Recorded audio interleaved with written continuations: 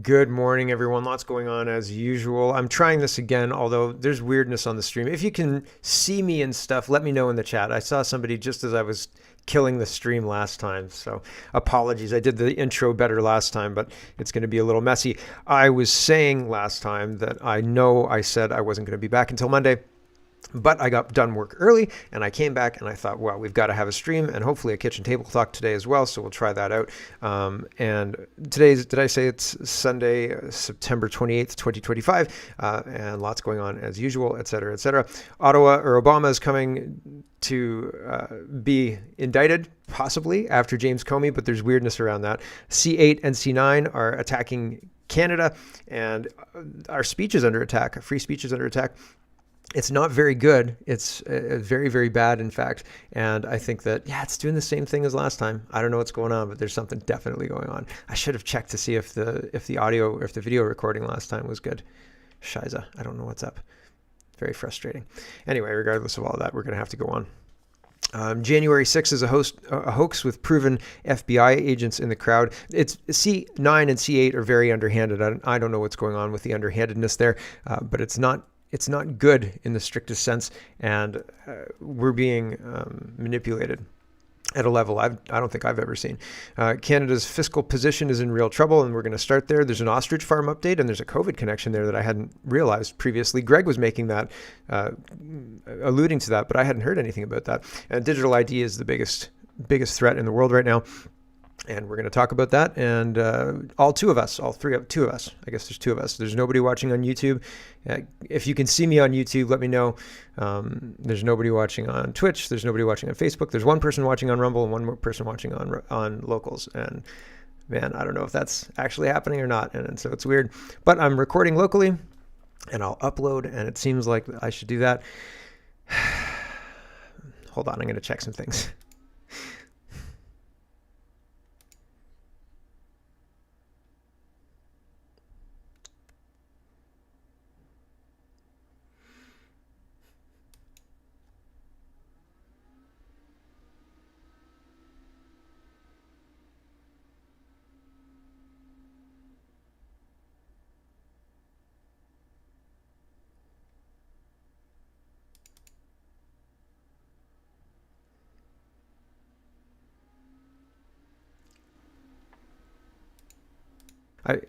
I've been gone a couple of days, so all of my settings are all wonky again. Okay, it is working. So I'm just gonna, it's working. It's working. Everything's working except the count. So I have no idea. Yeah, I cut the stream off. I'm sorry. That's all me. This is messy, and it's messy because things don't look like they're working, but I think they are working. The Rumble ad thing just got engaged, but it doesn't say that I have any viewers on Rumble. So I'm just going to continue as if I have viewers. I know I'm recording this. I double checked the last recording and everything looks fine. So apologies that it's so bumpy, but there's lots to get to, and let's get to it. And I'm recording and this whole thing is not paused and we're all good. So we're going to start with the fiscal uncertainty, and really Canada is in dire straits. Our economy is in real trouble, and that's unfortunate. But I don't think anybody's going to be able to do anything to fix it. So Pierre Poilievre says, someone pull the fire alarm. Parliament's budget watchdog calls the Carney government deficits very alarming, stupefying, shocking, unsustainable. If you don't change, this is done and something is going to break. And so, yeah, here's some highlights of that. Here we go. It should be very alarming, right? These are, I don't know, I think I used the words in French, and which the translators probably got really well, like stupefying, shocking, right? This is not, like, it's not a funny fiscal outlook. It's a really serious fiscal outlook. And we don't lightly use the word unsustainable, right? Like, unsustainable means you don't have the option of saying, maybe I'll wait a couple of years, I'll see how things go. It means if you don't change, this is done, right? So it's very serious. And I think, as anyone who's managed a household budget knows, if you sit down at the end of the month and you don't have enough money to pay your bills, and it happens month after month after month, you know that something's going to break. Crazy, right? And he's not wrong. You keep ignoring your fiscal responsibilities. You keep not paying anything at all. And okay, thanks for the confirmation, guys in the chat saying that it's all working. It doesn't look like it's working at all for me, but I appreciate the confirmation, really. Holly Doan says, alarming, stupefying, shocking. True deficit figure is $68.5 billion, 62% higher than predicted, according to interim budget officer Jason Jacques. So 68.5 is not a $100 billion deficit. So that's some good news, but we had the art of the deal used on us. They floated a huge number, massive number to head fake us. And now this doesn't sound so bad, but Chrystia Freeland quit over a $62 billion budget, right? And that was a huge, huge bit of news. And now they've made this into a nothing burger. And Jacques here has to come and say, listen, this is unsustainable. And they even try and say, yeah, but we're doing pretty well, right? We're doing pretty okay, aren't we? Are we doing okay?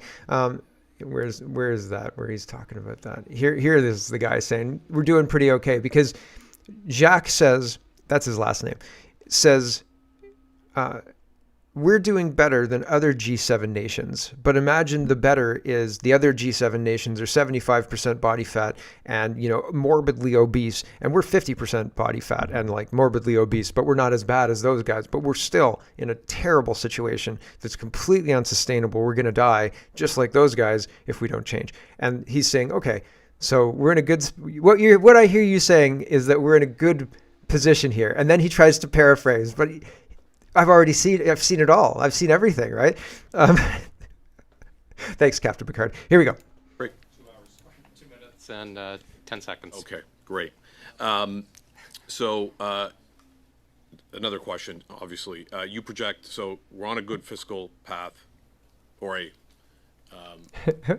we're on a better fiscal path than some of our G7 colleagues. And you project our deficit staying under 2% of GDP and debt holding near the low 40% range. Would you agree that these kinds of thresholds are really in practice fiscal anchors that signal some discipline? I would go back to one of the comments I made at the outset that like the most important word in the release this morning was unsustainable. I don't know. We didn't choose it carelessly.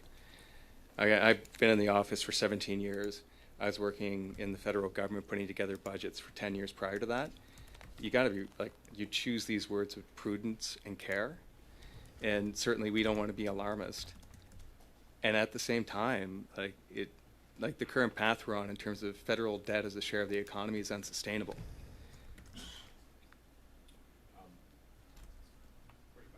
Yep, thank you. Coming back to our credit rating, obviously, it's a fairly internationally recognized standard in terms of how sustainable our fiscal position is. How does that compare to some of our G7 colleagues? We, relatively speaking, again, similar to the fiscal metrics, we end up being further ahead or closer to the top of the group. Thank you. Great. Before we go to Mr. Gill, just to follow up on Mr. Gasparo's comment, I do get a royalty. So unsustainable is the word of the day, and it is, I don't think it can be more clear. And yet they don't seem to care, and that's weird. That's a very, very strange thing. Tracy says everyone thought Carney was the magic money man to fix the disaster of the last 10 years. They were wrong. Jeremy says stupefying, shocking. If you don't change, this is done, says interim parliamentary budget officer Jason Jacques about Mark Carney's spending habits. And we've heard that a couple of times, so we will just carry on.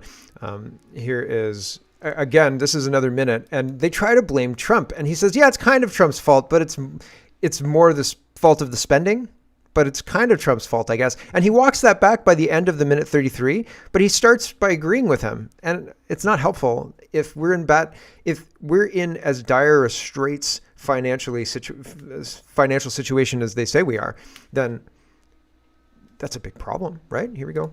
We're on the path to being in trouble. So that's what our 5-year forecast, the numbers that we released earlier this week indicate.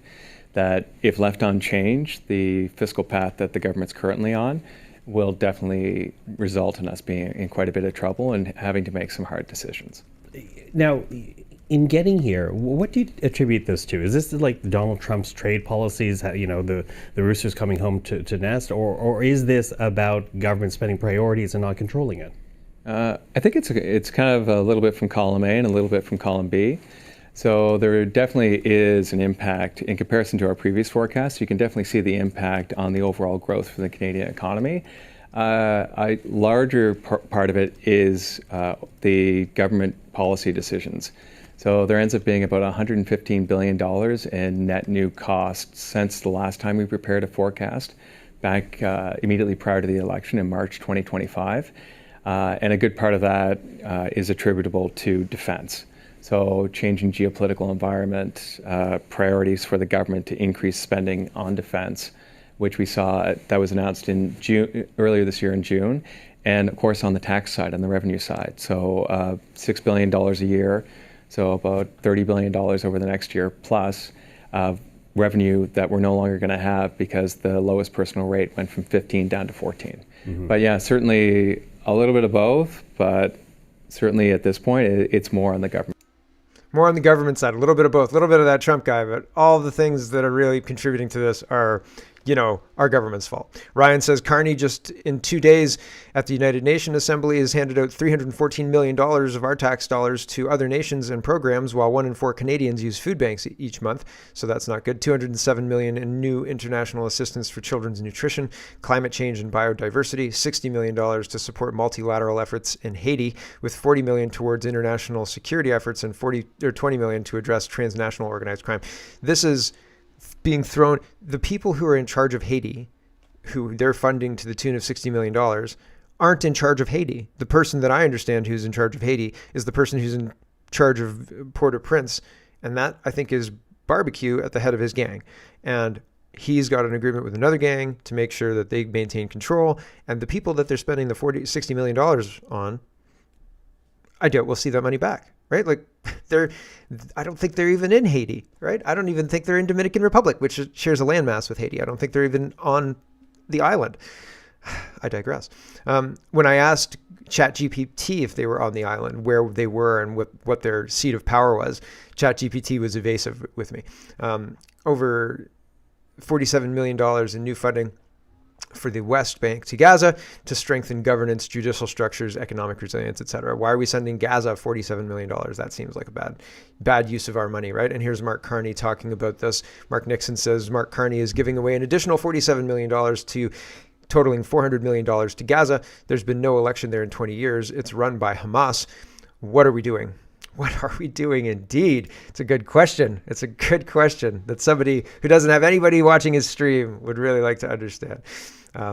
Here's CPAC, and they say Minister Jolie Lightbound announces, Minister, not Jolie, I'm sorry, Joel Lightbound announces measures to assist Canada Post amid financial challenges.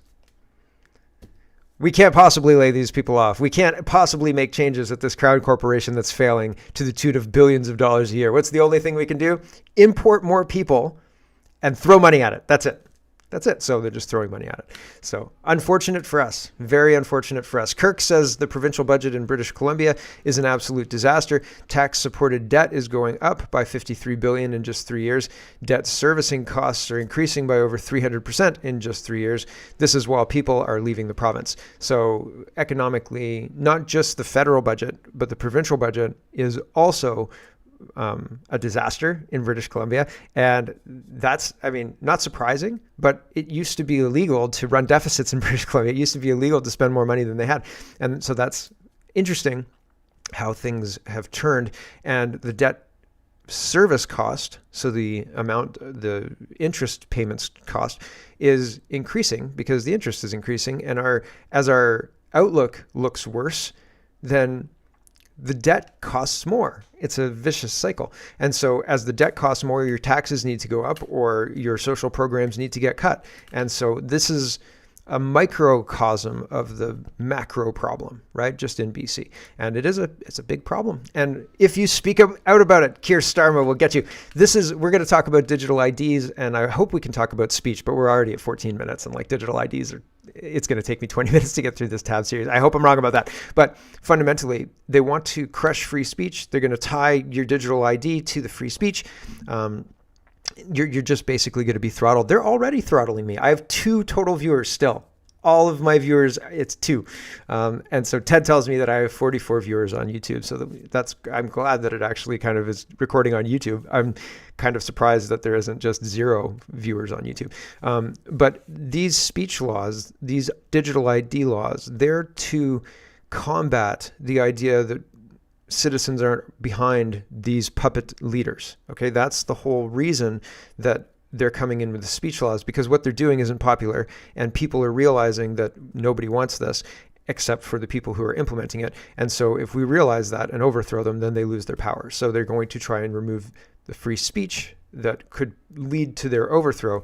But in potentially removing the free speech, that may hasten their overthrow, because nobody wants it. It's a prison for everybody, right? Like you don't escape this. So no, I don't think anybody wants it. And hopefully Keir Starmer goes down and they realize that people will fight for this. But man, I've been disappointed before. But here's Ron DeSantis, governor of Florida. He says, a so-called digital ID is very 1984-ish. Hope our friends across the pond will reject this, a precursor to even more government control. Inside Paper says, breaking, UK government makes digital IDs mandatory.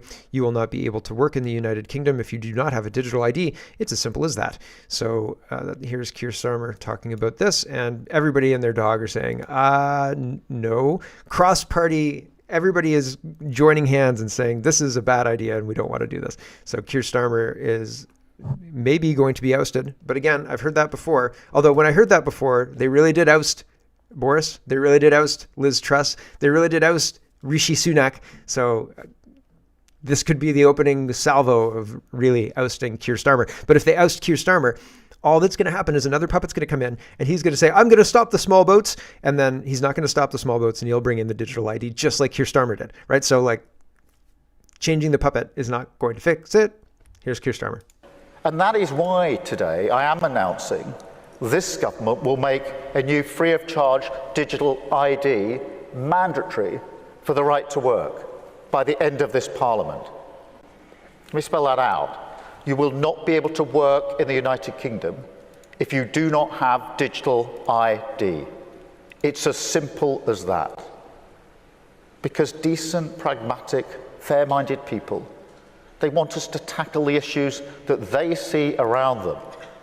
And of course, the truth is, we won't solve our problems if we don't also take on the root causes, looking upstream to tackle poverty, conflict.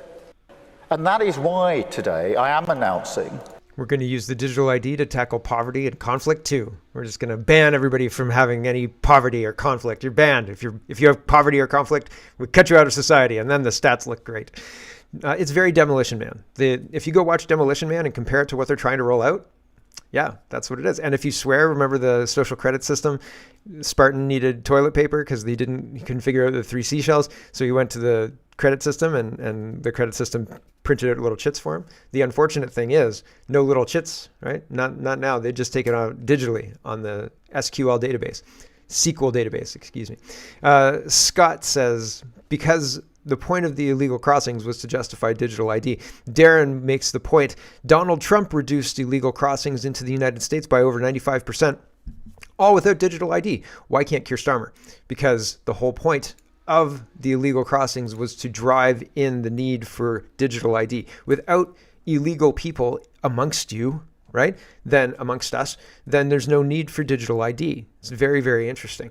And here is Concerned Citizen, and here's Robert Kennedy Jr. talking about the digital ID system, and it's quite good. He kind of lays it all out. It's 3 minutes. It's a little long. I'll probably stop it halfway through, but the whole video is well worth it. Here we go. He says, do not comply with digital ID. It's a totalitarian, turnkey totalitarianism, which is where the title for today's show came from. Here we go.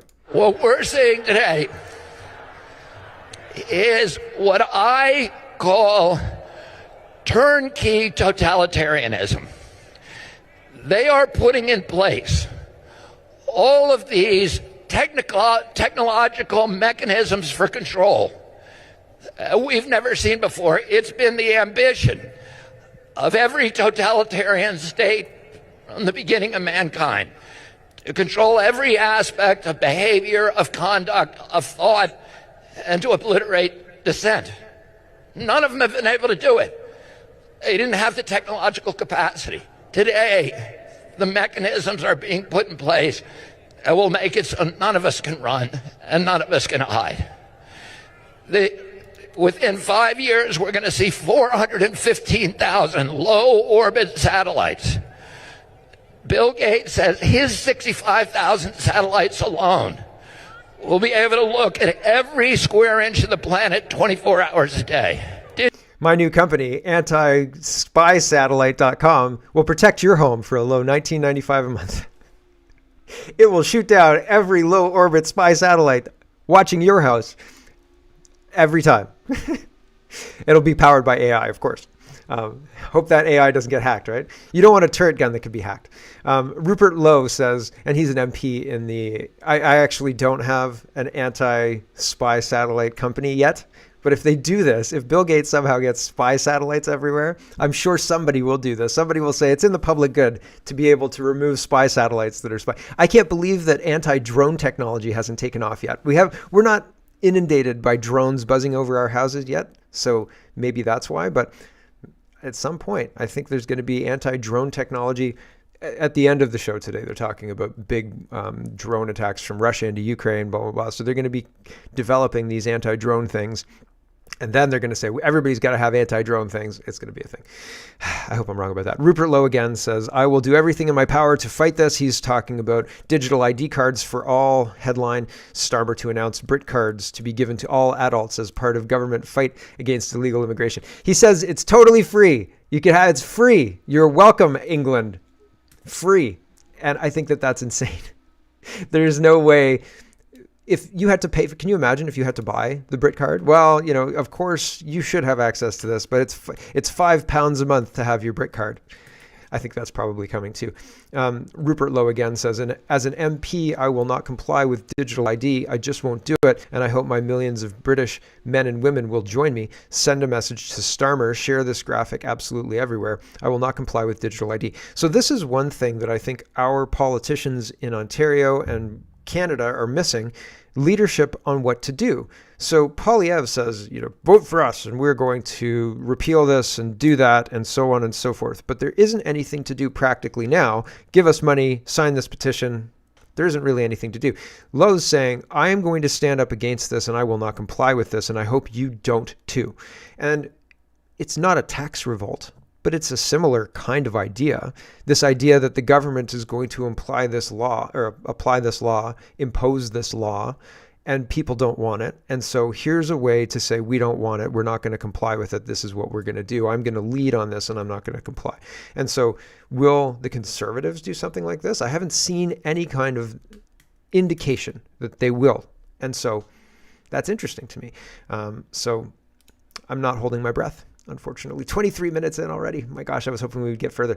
Here's Rupert Lowe again, and he says, there must be a free vote in Parliament on digital IDs, no whips, no party line, no pressure from Downing Street. This is too big to be imposed. Well, he doesn't understand politics. There's always going to be pressure from Downing Street. There's always going to be whips. There's always going to be a party line. That's why you should get rid of electoral parties. That's why we shouldn't have parties. Why are people voting for parties? Because you get the party's policies. You shouldn't. You should vote for people who represent your constituents. And then I don't know how you figure out prime minister in that situation, but we could figure it out, for crying out loud.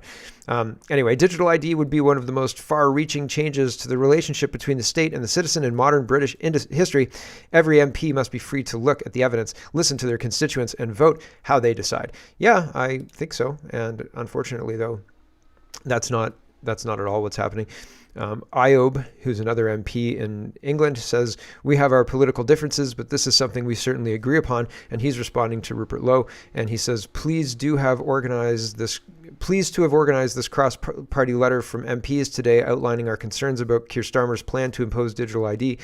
I urge all MPs against this policy to put aside any political differences and come together in order to fight. This is bigger than any of us. And he lists certain people. And so cross-party lines are saying, we don't want this, and we will stand with people standing up against this. Michael Schellenberger is responding to Silky, and Silky says it only took until 4 p.m. for the government to stay in time. The mandatory biometric digital ID will be used for renting, benefits, banking, age ID, nurseries, education, when voting, etc.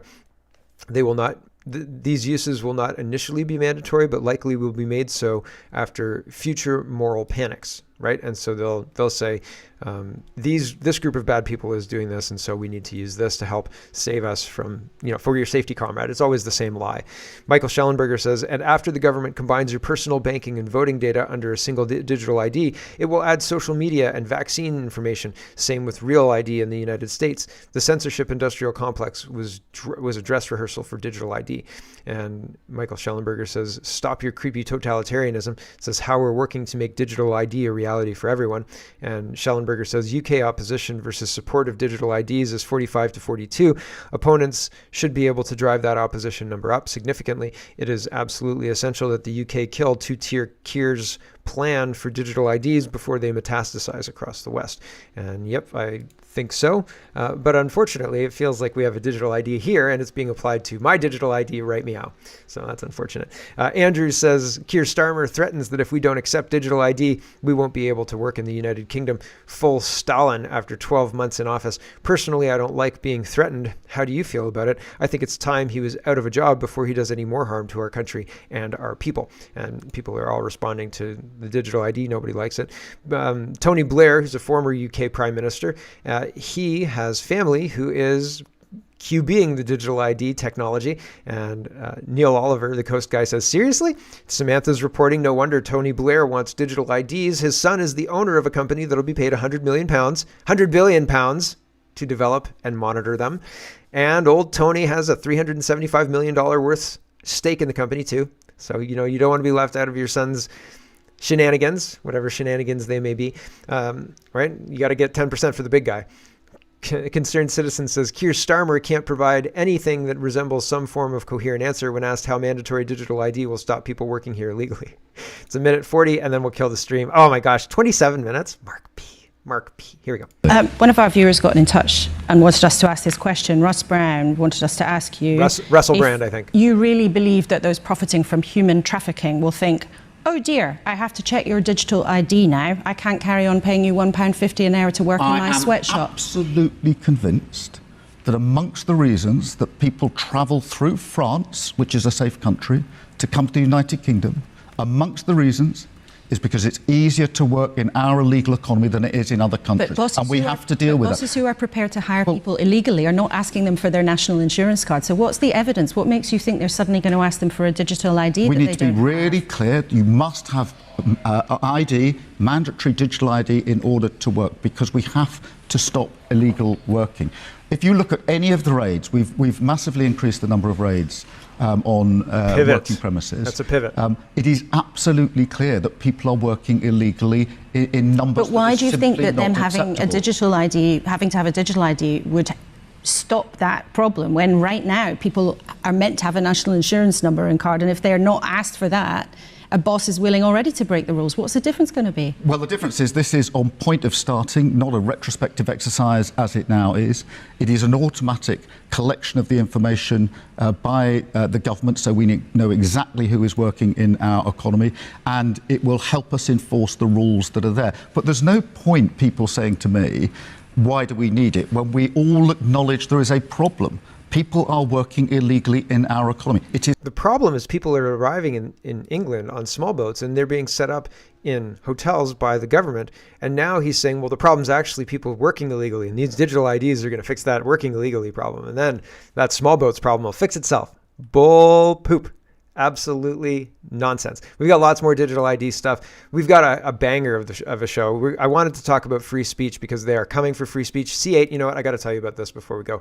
Matt Strauss says you need to be very concerned about Bill C8. It allows Mel Joly to kick anyone off the internet with no trial, no warrant. Worse, you won't be allowed to say you've been kicked off. So if I go dark, everyone, because I can't quit you. If I go dark, I've been told that I can't be on the internet for some reason, right? And that would be a big problem. Like that would be not very good. So they're trying to do this. And Matt Strauss, who's an MP, is trying to blow the whistle on this. He says, worse, you won't be allowed to say you've been kicked off. This is the Emergency Measures Act on steroids, only permanent and secret. And Darshan says, with utmost respect, Dr. Strauss, how is it a secret if it's a parliamentary bill or if a parliament bill? This is a sincere question. I may be missing the connection. And Matt says, Section 15.1.3, screenshot above, non-disclosure clause means the minister can order you off the internet and forbid any person from saying the order exists. So if in the future, I reference this show and say, like, I'm blinking 3 times. This is what I'm talking about. If I just look at the camera and be like, listen, like, this is it, okay? But I won't be able to actually directly say this is it. So, I didn't mean to do that. So yeah, things are bad. If only we knew how bad they really are. And unfortunately, I have to pivot to the rest of the show. This is Palantir talking about how they want to desperately take over everything, and everybody will behave because they know they're being surveilled. No, absolutely not. The reason they won't behave is because it's half an hour. The reason they won't behave is because the justice is applied unevenly, and that's done on purpose, and that's not good, right? We're gonna have a kitchen table talk today. Looking forward to seeing everybody. Thanks for watching, everybody on the stream. We'll catch you tomorrow, and for everybody else, we will carry on, and we won't have the pressure of the stream being at 2 views the whole time. 2 views. I've got dozens of chatters in here, lots of people talking to me, lots of people saying the stream's working on places all over the internet. Twitch is saying it's working. Rumble is saying it's working. 44 viewers, 54 viewers on YouTube, all sorts of stuff is happening, but it's weird because on my dashboard, it says it's not working. It says it was not working enough for me to destroy the better intro on my first intro and to F it all up at the beginning of this one. So if you want a better intro, go watch the other one. Anyway, that's enough out of me